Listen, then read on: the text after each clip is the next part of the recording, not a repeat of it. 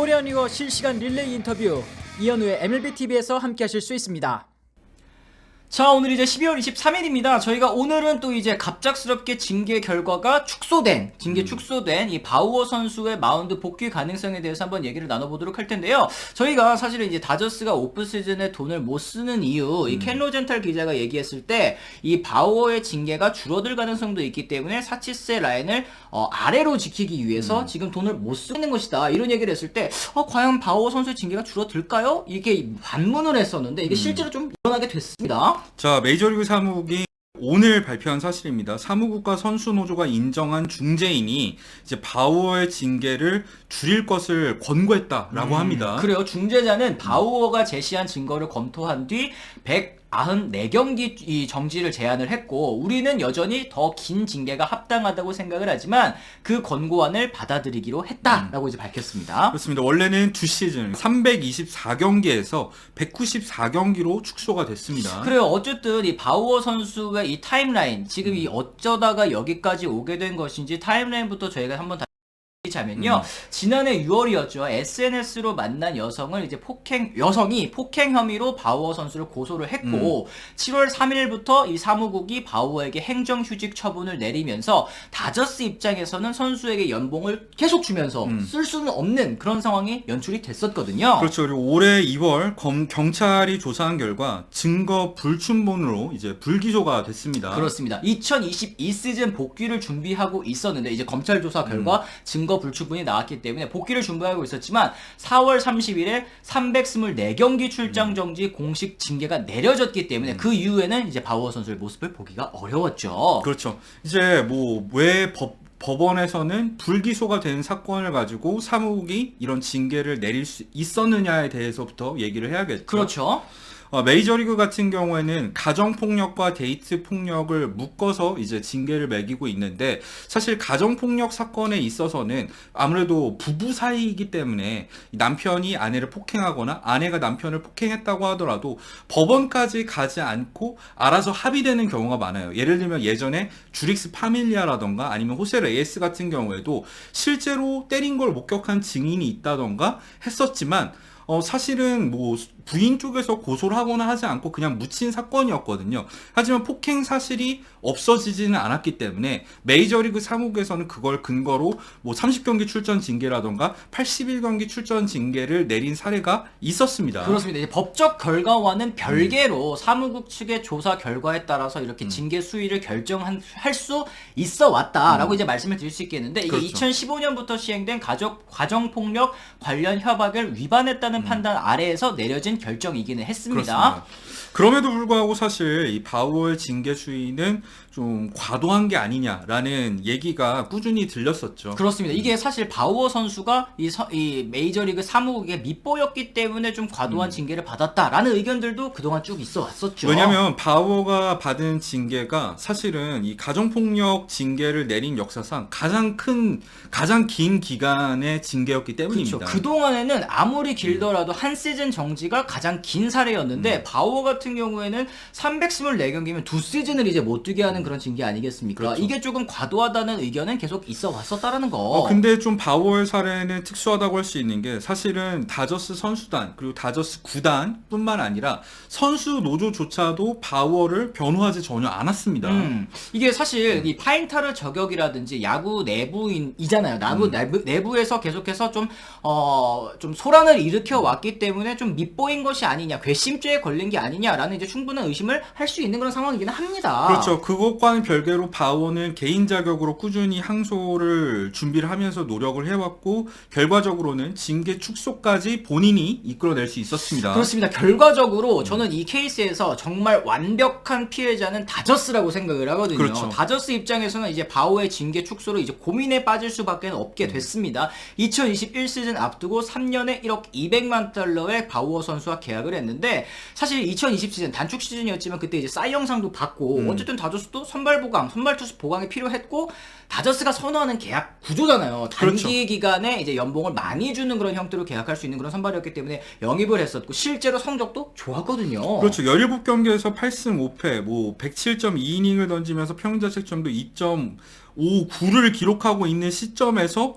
갑자기 바워를 못 쓰게 됐습니다. 맞습니다. 이게 2022 시즌 기준 이미 144경기 징계를 소화했다라고 이제 얘기를 하는 거고요. 이게 2023 시즌에도 여전히 50경기가 남았기 때문에 이제 시즌 중반쯤에 복귀가 가능해진 상황이기는 합니다. 그렇죠. 이제 다저스 같은 경우에는 이제부터 이제 이 징계 기간을 제외한 나머지 바워의 연봉액, 그러니까 2,200만 달러 가량을 바워에게 지출을 해야 되는 상황이 됐습니다. 그렇죠. 이게 계산에 따라서 뭐 사이트에 따라서 조금 차이는 있기는 합니다만 2억 3,300만 달러 이 사치세 라인 부근이란 말이에요. 이게 그렇죠. 넘는 데도 있고 살짝 밑부분인데도 있고 하지만 이게 시즌을 치르다 보면은 이 사치세를 넘을 가능성이 굉장히 높은 상황에 놓인 다저스이긴 합니다. 그러니까 다저스 입장에서는 올 시즌 이번 오프 시즌 플랜 자체가 확실했잖아요. 사치세 밑으로 페이로를 유지를 하면서 사치세를 한번 리셋하고 이제 내년에 FA로 나오는 대어들을 노린다던가 아니면 다시 한번 이제 지속 가능한 강팀이 되기 위해서 올해만 좀 쉬어간다라는 느낌의 이제 오프 시즌 운영을 했었는데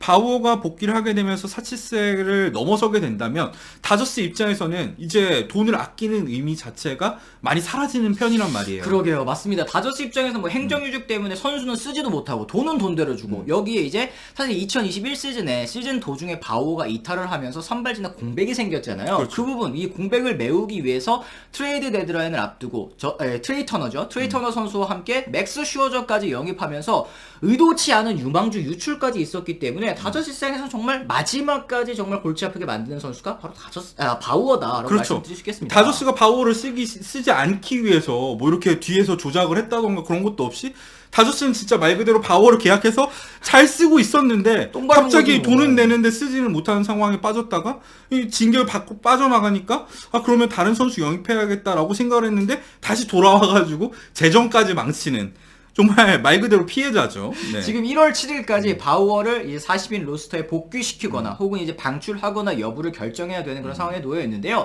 이제 US 투데이라든지 아니면 이제 해외 매체들 같은 경우에는 다저스가 바우어와의 결별을 준비 중이다. 징계가 끝나도 바우어가 마운드에 서는 장면은 보기 힘들 것이다. 이게 사실 다저스의 유니폼을 입는 모습이 아니라 마운드에 서는 모습을 보기 힘들 것이다라고 이제 예측한 매체들도 있었습니다. 자 일단 다저스 입장에서는 돈을 주는 상황에서 바우어가 잘할 수도 있는데 그냥 방출하면 돈은 돈대로 주고 아끼지도 못하고 바우어도 못 쓰고 하는 상황이 될 수도 있잖아요. 근데 왜 현지 매체에서는 이런 예상을 하고 있느냐? 역시 다저스 선수단과 바우어의 관계 얘기를 할 수밖에 없죠. 그렇습니다. 이 사건이 터진 이후에 이 다저스 선수들이 바우어의 SNS를 모두 다 이제 언팔로우를 했고 그리고 선수단 내부에서도 이 바우어 선수의 평소 행실이라든지 아니면 성격이라든지 이 클럽하우스 내에서의 모습을 좋아하지 않았다라는 증언이 계속해서 좀 들려오긴 했었거든요. 그렇죠. 그런 점을 생각했을 때는 다저스가 팀 케미스트리적인 측면이라던가 아니면 어떤 구단의 이미지를 생각했을 때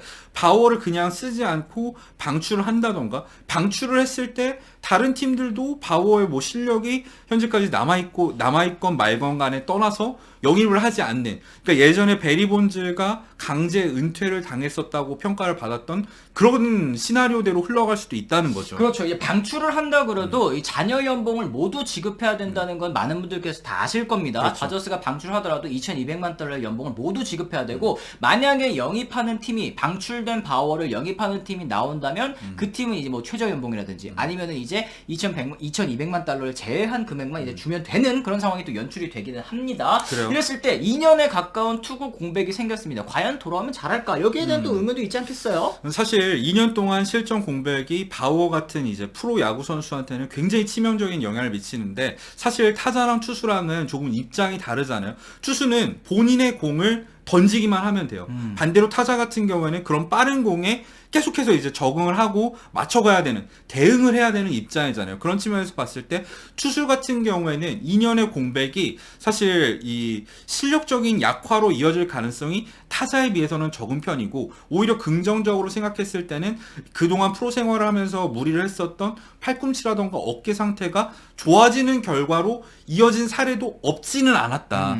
그렇기 때문에 바우어 같은 경우에 복귀해서 잘할 가능성도 전혀 없는 것은 아닙니다. 그렇습니다. 이제 잘할 가능성이 없는 것은 아니지만 과연 바우어를 영입하려고 하는 팀이 나타날까? 이게 사실은 좀 문제라고 볼 수 있겠어요. 그렇죠. 앞서 말씀드린 대로 베리 본즈 같은 경우에도 미첼 리포트 파동 이후로 사실 메이저리그에서 충분히 뛸 실력, 사실 지명타자로 뛴다고 하면 메이저리그에서 여전히 최상위권 실력을 가진 선수였지만 계약을 맺지 못하고 결국에는 은퇴를 하게 되지 않았습니까? 그렇죠. 그리고 뭐 사실 그 앞서서 이제 제프 러나우 같은 사례도 들 수 있겠죠. 단장 케이스이긴 합니다만 휴스턴에서의 그 사우니 훔치기 스캔들 이후에 실제로 복귀하지 못한 그 사건 당사자 러나우밖에 없습니다. 그렇죠. 힌치도 복귀했고 코라도 지금 다시 감독을 하고 있지 않습니까? 왜 그랬냐? 사실 러나우가 그동안 단장을 하면서 이 메이저리그 업계 전반에 밉보인 게 있기 때문에 이런 결과로 이어지지 않았나 저는 생각을 하거든요. 네. 그런 측면에서 봤을 때 바우어가 복귀해서 잘하건 말건 상관없이 바우어의 커리어가 이대로 끝날 가능성도 저는 조금은 남아있다고 생각을 하는 편입니다. 그렇습니다. 일단은 이 바우어 선수의 복귀 소식으로 많은 분들께서 또 여러 가지 의견을 내주시고 계세요. 그랬을 때 뭐 저마다의 입장 차이는 있겠습니다만 저희는 이제 뭐 현재 드러난 상황만을 가지고 그리고 또 사무국이 왜 이런 징계를 내렸는지에 그렇죠. 대해서만 또 이제 말씀을 드린 거기 때문에 또 이제 댓글창에서 너무 많이 또 싸우지는 않으셨으면 하는 그래요. 바람이기는 합니다. 어쨌든 저희가 오늘 이 바우어 선수에 대해서 여러 가지 이야기를 나눠봤는데요. 여러분들께서는 또 어떻게 생각하시는지 또 궁금합니다. 댓글로 또 남겨주시면 좋을 것 같고요. 저희 또 다른 컨텐츠로 다시 돌아오겠다는 말씀 남겨드리면서 오늘은 이만 물러가 보도록 하겠습니다. 지금까지 시청해주신 분들 모두 감사합니다. 고맙습니다.